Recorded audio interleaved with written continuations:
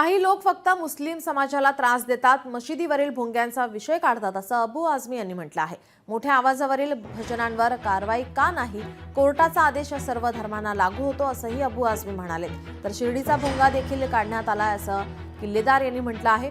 सध्या देशात भोंग्याचे राजकारण केले जात आहे, धार्मिक तेढ वाढवली जाते। आश्चर्याची बाब म्हणजे माहितीच्या अधिकारात मिळालेल्या माहितीनुसार डिसेंबर 2018 ते एप्रिल 2022 पर्यंत मुंबई शहर आणि उपनगरातील अधिकृत किंवा अनधिकृत मशिदीवरील भोंग्यांसंदर्भात एकाही नागरिकाकडून किंवा राजकीय पक्षाकडून शहरातील कोणत्याच पोलीस ठाण्यात तक्रार दाखल झाली नव्हती।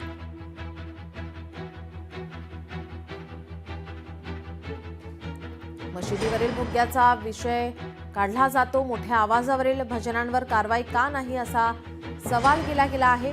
कोर्टाचा आदेश सर्व धर्मांना लागू होतो असं अबू आझमी यांनी म्हटलं आहे।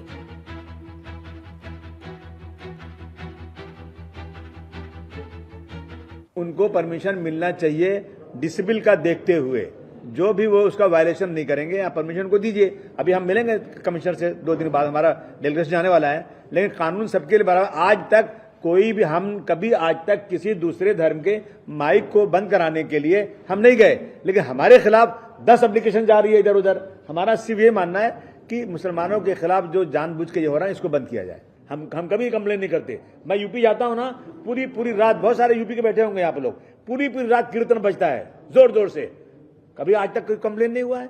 लेकिन मस्जिदों की अजान कितनी देर होती है? Maximum 1.5 minute.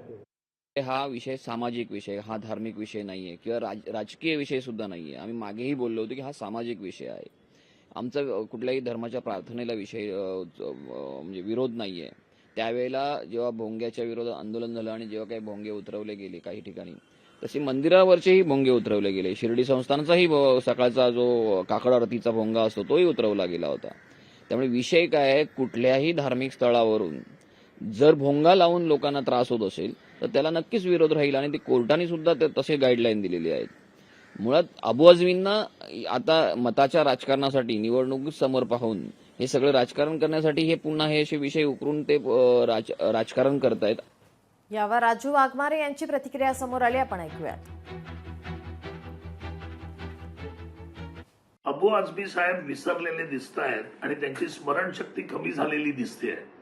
कारण गणपती उत्सव हा 10 ते 11 दिवसाचा असतो आणि या दिवसांमध्ये प्रत्येक मंडळांवर डीजेचा आवाज वाढल्याच्या केसेस या होतातच, पण मशिदीवरचे भोंगे हा रोज वाजतो आणि कितीतरी मशिदीवर मुद्दाम तो आवाज सगळ्यात मोठा असतो आणि इतर धर्मियांच्या दृष्टीने ती वेळ नसून ती अवेळी वाजतात। आणि म्हणून कोर्टाने सांगितलंय की डेसिबलच्या ठराविक लिमिटपेक्षा जास्त आवाज असेल तर ते भोंगे उतरवायला पाहिजे। लोकशाही मराठी ऐका, पहा, जागरूक रहा।